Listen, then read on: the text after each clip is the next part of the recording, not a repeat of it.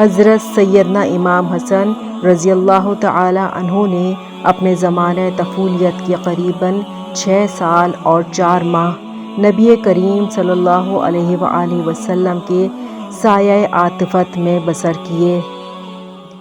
آپ رضی اللہ تعالی عنہ کو قریباً 7 سال اپنی والدہ ماجدہ شہزادی رسول صلی اللہ علیہ وآلہ وسلم حضرت سیدہ فاطمۃ الزہرا رضی اللہ تعالی عنہا کی تربیت میں گزارنے کا موقع ملا۔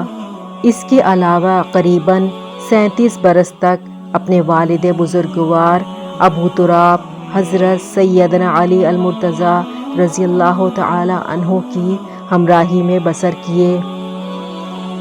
یہ تمام حضرات علم ظاہر و باطن کا منبع تھے۔ آپ رضی اللہ تعالی عنہ نے ان سے اکتساب فیض کیا۔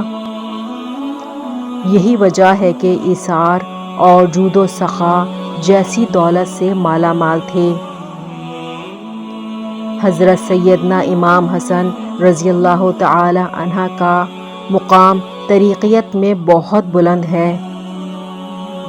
آپ رضی اللہ تعالی عنہ کے حقائق و معارف کے موضوع پر نہایت لطیف کلمات ہیں۔ آپ رضی اللہ تعالی عنہ کا قول ہے کہ اسرار قلب کی حفاظت لازمی ہے، کیونکہ اللہ عز و جل قلوب کا جاننے والا ہے۔